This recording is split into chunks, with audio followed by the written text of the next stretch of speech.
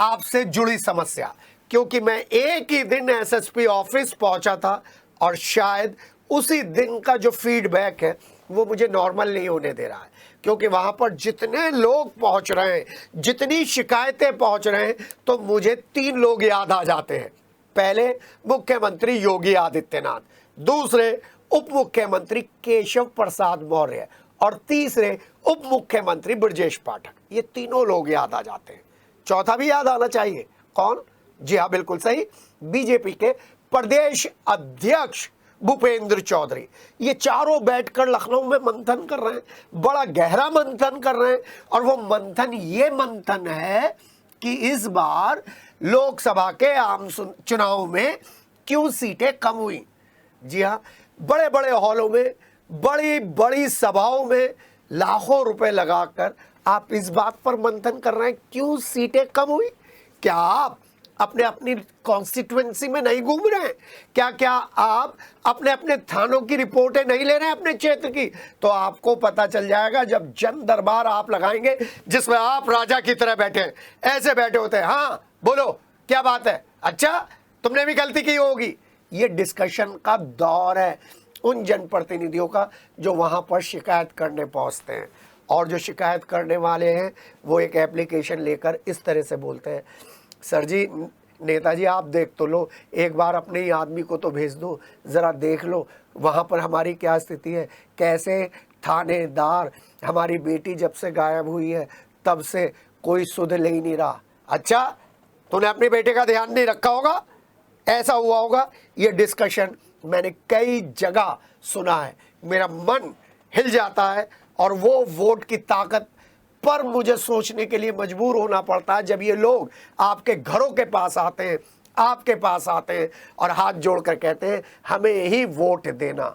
ऐसे ही हाथ जोड़कर थानों में चले जाएं, तो जब थानों में चले जाएंगे तो पता चल जाएगा कि निशा हत्याकांड में केवल शास्त्री नगर के ए ब्लॉक का चौकी इंचार्ज पवन केवल एक व्यक्ति को, पति को गिरफ्तार करता है और गिरफ्तार करके 1 घंटे के अंदर बिना पूछताछ के भेज देता है जेल।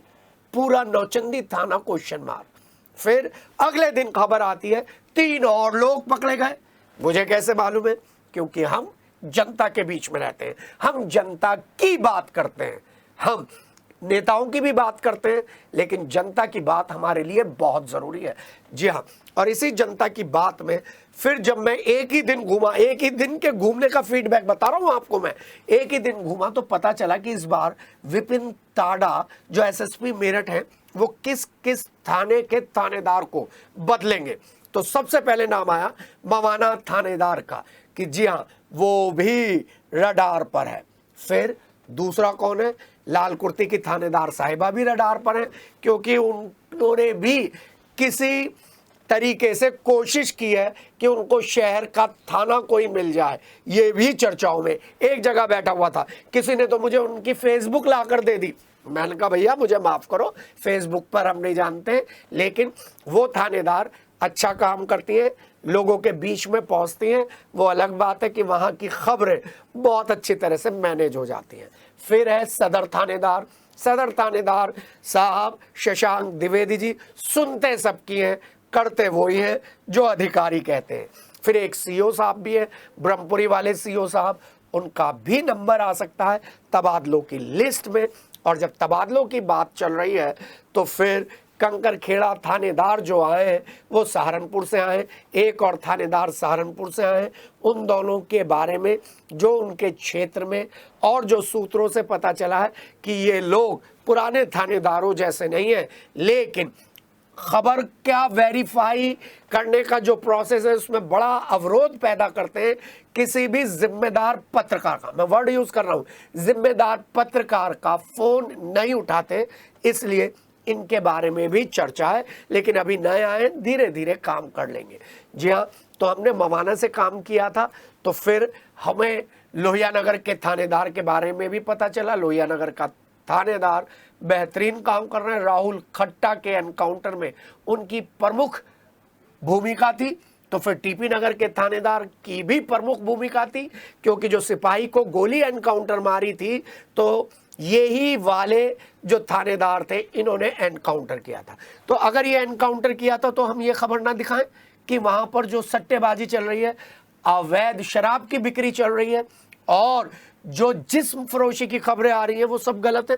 हो सकती हैं गलत, क्योंकि थानेदार साहब तो एनकाउंटर करने में माहिर है, लेकिन फिर वहां पर सट्टा कैसे चल रहा है, इन सब बातों पर तफ्तीश होनी जरूरी है।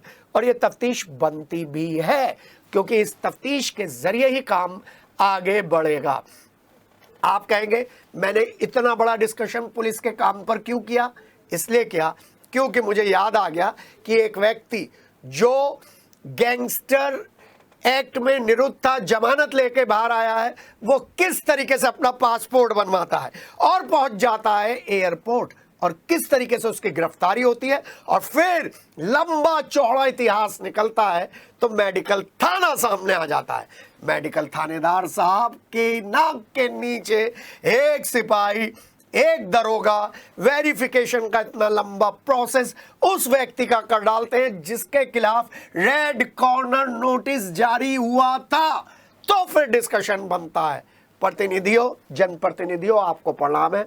और हाँ, जनता, आपको ऐसे ही काम करना है, क्योंकि शायद कलाकार साहब कलाकारी के साथ सांसदी चलाएंगे। ये बड़ा कड़ा शब्द मैं बोल रहा हूं, क्योंकि यहां पर तो इन्वॉल्वमेंट वाला सांसद चाहिए था। और जब कभी मैं ट्वीट करूंगा तो मोदी साहब से जरूर पूछूंगा कि मेरठ के लोकल बंदे को आपने क्यों नहीं आकर टिकट दिया, जो मेरठ की जन समस्याओं को सुनता है, जहां से आप अपने संबोधन को शुरू करते हैं, अपने चुनावी कार्यक्रम को शुरू करते हैं। क्योंकि मेरठ के लोग क्रांति करने के लिए जाने जाते हैं। 1857 से लेकर 1920 और 1947 तक जब यहाँ पर लोग उठते खड़े होते थे और अपनी बात कहते थे तो पूरी दुनिया में सुनी जाती थी।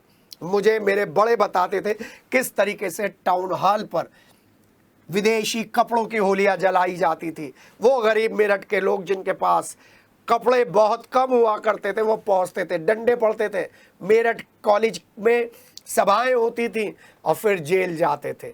ये वो मेरठ का इतिहास है।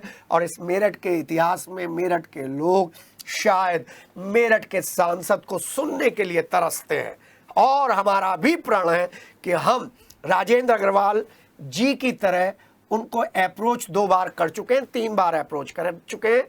अब हम अप्रोच नहीं करेंगे, क्योंकि वो अपना स्टाइल कर रहे हैं। मथुरा की तरह मेरठ का हाल हो गया, वो हम ये सुनना नहीं चाहते। जैसे मथुरा में हेमा मालिनी जी ने कह दिया, क्या मैं नालों का निर्माण कराऊंगी, क्या मैं सफाई करवाऊंगी? सांसद का काम ये होता है, अधिकारी क्या करेंगे? अगर हमें ये सुनने को मिल गया तो फिर आप जानते हैं क्या होगा। इसलिए हमने दूरी बना ली है, आपसे वो दूर हो ही चुके हैं। लक्ष्मीकांत वाजपेयी जी प्रणाम है, और सुरेश जैन ऋतुराज जी आपको प्रणाम है, समस्त कार्यकारिणी को प्रणाम है। आप ही के कंधों पर मेरठ का ये निज़ाम है। तो आप लोग काम करते रहिए, उन्हें सांसदी करते रहिए, लेकिन एक बात तय है कि मेरठ के थानों का जो ये हाल है उसमें हमारे सारे जनप्रतिनिधियों को इन्वॉल्व होना पड़ेगा। इन्वॉल्व होकर ही शायद सूरत हाल बदलेगा। जी हाँ, विपिन ताड़ा जी एसएसपी मेरठ है, बहुत मोटे पैसे कमा सकते थे, एमबीबीएस पास करी थी, डॉक्टरी करते थे, लेकिन उनके दिल में जज्बा है समाज को कुछ पॉजिटिव देने का, पुलिस का एक ऐसा चेहरा पेश करने का जिससे पब्लिक और पुलिस मिलकर अपराधियों के खिलाफ काम करे। इसलिए उनसे उम्मीद है, इसलिए ये डिस्कशन है। और हमें उम्मीद है कि अभी थोड़ा सा समय हुआ है, आने वाले समय में जिन थानों का डिस्कशन हमने किया है उन थानों के ऊपर उनकी नज़र रहेगी। 15 अगस्त है, 15 अगस्त पर एक बात का ध्यान रखिएगा कि तिरंगा झंडा जो भी आप खरीदें और लें, उसको सड़क पर ना फेंकें, उसको अपने दिल से लगा कर रखें, अपनी अलमारी में रखें। और कभी गंगा जी जाएं और तिरोहित करने का मन करे तो कर दे, लेकिन सड़क पर तिरंगा नहीं होना चाहिए। दूसरी महत्वपूर्ण बात, इस 15 अगस्त को हर परिवार एक पेड़ जरूर लगाए और शपथ ले कि अगले 15 अगस्त तक वो जरूर इस पेड़ को संभालेगा और संरक्षित करेगा और आगे बढ़ेगा। जी हाँ, ये 2 काम आपको करने हैं।